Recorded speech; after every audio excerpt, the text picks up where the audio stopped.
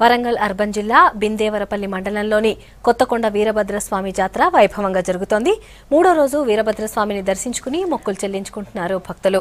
వివిధ జిల్లాల నుంచి తరలివచ్చిన ప్రజలతో కొత్తకొండ కిటకిటలాడుతోంది. వీరభద్రస్వామి జాతరపై మరింత సమాచారం కృష్ణమోహన్ అందిస్తారు. పొరుగు రాష్ట్రం ఆంధ్రప్రదేశ్ లో కోడి పందాలు లాంటి జాతరలు జరుగుతాయి. కానీ తెలంగాణకు వచ్చేసరికి మాత్రం మొత్తం జాతరలమయంగా మాత్రం చెప్పచ్చు. ఈ సంక్రాంతి నుంచి మొదలు ఉగాది వరకు కూడా తెలంగాణలో వివిధ ప్రాంతాలలో ఉన్నటువంటి ఆలయాల్లో ఈ జాతరలు కొనసాగుతాయి. ఈ జాతరలకు సంబంధించినటువంటి మొక్కులు కానీ అక్కడ చెల్లించుకునే విధానాలు కానీ చాలా విశిష్టత ఉంటుంది. అందులోనూ ఓరుగల్లుకు సంబంధించి చూస్తే ఇటు కొత్తకొండ వీరభద్రేశ్వర స్వామి, అయినవోలు మల్లన్న దేవాలయం, కుమరవేలి దేవాలయం ఇలా అనేక ఆలయాల్లో కూడా సంక్రాంతి నుంచి మొదలయ్యే జాతరతోటి మొక్కులు చెల్లించుకుంటూ ఉగాది వరకు ఈ జాతర కొనసాగుతుంది. ఈ జాతరలో కూడా వీరభద్రేశ్వర స్వామి కొండగట్టు జాతరలో ఉన్నటువంటి మనం ఇక్కడ స్వామివారికి కోరమీసాలు అదేవిధంగా గుమ్మడికాయలను మొక్కులుగా చెల్లిస్తారు. స్వామివారి సేవలు చేసుకుంటారు. కోడె తీసుకుని ఆ మొక్కులు చెల్లించుకోవడం ఎంత వస్తుంది. ప్రస్తుతం ఆలయానికి సంబంధించినటువంటి అధికారులు కూడా ఉన్నారు. వాళ్ళతో కూడా మాట్లాడతాం. అంటే ఈ వీరభద్ర స్వామి దేవస్థానానికి సంబంధించిన జాతర ఎలా జరుగుతుంది, భక్తులు ఎలా వస్తున్నారు? ఉత్తర తెలంగాణలో ప్రసిద్ధి చెందినటువంటి శ్రీ కొత్తకొండ వీరభద్రస్వామి జాతర బ్రహ్మోత్సవాలు సంక్రాంతి సందర్భంగా ప్రతి సంవత్సరం అంగరంగ వైభవంగా జరుగుతాయండి. ఈ సంవత్సరం కూడా అదేవిధంగా 10వ తారీఖు నుంచి ఈ ఉత్సవాలు 18వ తారీఖు వరకు జరగనున్నాయి.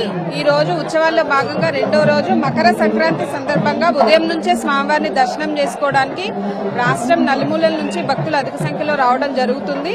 ఈ రోజు సంక్రాంతి పర్వదినాన్ని పురస్కరించుకొని ఉదయాన్నే స్వామివారికి ప్రత్యేక అభిషేక కార్యక్రమాలు నిర్వహించడం జరిగింది. అదేవిధంగాను క్రౌడ్ అనేది ఇప్పుడు ఇంకా ఎక్కువగా రావడం జరుగుతుంది.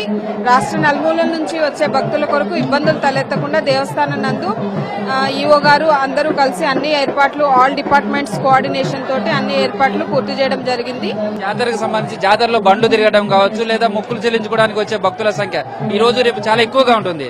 రాత్రిపూట కూడా వచ్చే భక్తుల సంఖ్య కూడా ఎక్కువగా ఉంటుంది. వాళ్ళకి ఎలాంటి ఫెసిలిటీస్ కల్పిస్తున్నారు? ఈ వీరభద్రస్వామి గారి జాతరలో మనకి బండ్లు తిరగడం అనేది ప్రధానమైనటువంటి ఘట్టం అండి. దీనికి సంబంధించి నిన్నటి నుంచి భక్తులు అధిక సంఖ్యలో రావడం జరిగింది. అదేవిధంగా ఈ రోజు సాయంత్రం కూడా అధిక సంఖ్యలో బండ్లు తిరగడం జరుగుతుంది. దీనికి సంబంధించి దేవాలయ ప్రాంగణం చుట్టూ ప్రత్యేకమైనటువంటి బందోబస్తు మరియు బండ్లు తిరిగే వాళ్ళకి రోడ్డు ఫెసిలిటీస్ కానివ్వండి అన్ని కూడా ఏర్పాటు చేయడం జరిగింది. ఎట్లా ఉందంటే ఇక్కడ వీరభద్ర స్వామికి ఎలాంటి మొక్కులు చెల్లిస్తారు, ఎలాంటి పూజా కార్యక్రమాలు నిర్వహిస్తూ వస్తుంటారు? ఈ యొక్క మకర సంక్రాంతి పర్వదినాన్ని పురస్కరించుకుని ఉత్తరాయణ పుణ్యకాలంలోకి వచ్చేటువంటి విశేష సమయం. ఈ యొక్క వీరభద్రుడికి కోరిన కోరికలు నెరవేరాలని చెప్పేసి కోరమీసం పెడతారు. అదేవిధంగా సమస్త గండాలు తొలగాలని గుమ్మడికాయలు ఇవ్వడం జరుగుతోంది. అదేవిధంగా స్వామివారికి విశేషంగా ఏంటంటే కుజుడి అంశ. ఈ వీరభద్రుడికి ఎవరైతే మంగళవారం రోజు ఉపవాసం ఉంటారో వారికి వివాహ సంబంధమైన దోషాలు అదేవిధంగా సంతాన సంబంధ దోషాలన్నీ కూడా తొలగడం జరుగుతుంది. ఈ యొక్క 9 రోజులు నవాహ్నికంగా శైవాగమోక్తంగా ఇటు యొక్క కార్యక్రమాల్ని నిర్వర్తిస్తూ ఉంటారు. ఈ రోజు ఉదయం స్వామివారికి విశేషంగా ఉత్తరాయణ పుణ్యకాల ప్రవేశించేటువంటి శుభ సమయంలో 108 లీటర్ల ఆవుపాల చేత స్వామివారికి నవరసాభిషేకం నిర్వహించడం జరిగింది. తర్వాత రుద్రహవణ కార్యక్రమం నిర్వహించడం జరిగింది. ఈ యొక్క కార్యక్రమాలు 9 రోజులు కూడా నిర్వహించడం జరుగుతోంది. రేపటి రోజు స్వామివారికి వసంతోత్సవం పుష్పయాగం జరుగుతోంది. 17వ తారీఖు ఉదయాన్నే స్వామివారికి మహాపూర్ణావతి అదేవిధంగా వీరభద్ర పల్లెరము త్రిశూల స్నానం అదేవిధంగా అగ్నిగుండాలతో ఈ కార్యక్రమం అనేటువంటి బ్రహ్మోత్సవాలు 18వ తారీఖు ముగించడం జరుగుతుంది. 9 రోజులు కూడా స్వామివారికి విశేషంగా కార్యక్రమాలు నిర్వర్తించడం జరుగుతోంది. దక్షయాగం తదనంతరం తపోవనార్థం తపస్సు గురించి స్వామివారి కొండ మీద వెలిశాడని ప్రతీతి.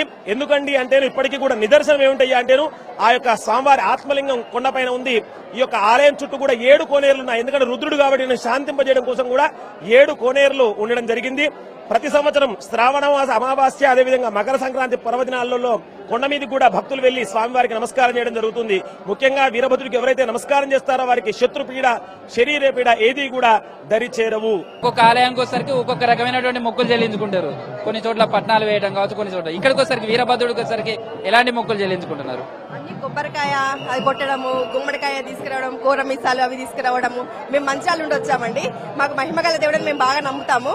మాకు చాలా ఇష్టమైన దేవుడు, మాకు కులదైవంగా మేము భావిస్తాము. మాకు చాలా ఇష్టం అండి స్వామి అంటే. థ్యాంక్ యూ అండి. ప్రస్తుతం ఇది వీరభద్ర స్వామి కొండ జాతరకు సంబంధించినటువంటి కొత్తకొండ జాతరకు సంబంధించినటువంటి విశేషాలుగా మనం చెప్పుకోవచ్చు. ప్రస్తుతం జాతరకు సంబంధించిన భక్తులు పోటెత్తుతున్నారు.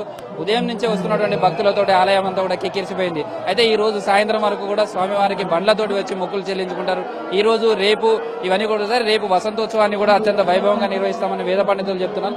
జాతరకు వచ్చే భక్తులకు కావాల్సినటువంటి ఏర్పాట్లన్నీ కూడా చేస్తున్నారు. వచ్చే ఇబ్బందులు కాకుండా కావాల్సినటువంటి తీర్థ ప్రసాదాలు అందించడం, అన్న ప్రసాదాలు అందించడం ఇలాంటి కార్యక్రమాలన్నీ కూడా చేస్తున్నారు. జాతరకు వచ్చే భక్తులు మాత్రం మొక్కులు చెల్లించుకోవడం అంటే గుమ్మడికాయ లాంటి వాటిని తీసుకొచ్చి ఇక్కడ మొక్కులు చెల్లించుకోవడం అనేది ఆనవాయితీగా వస్తుంది. ఇది ప్రస్తుతం కొత్తకొండ జాతరకు సంబంధించినటువంటి వీరభద్ర దేవస్థానంలోని భక్తుల సందడి.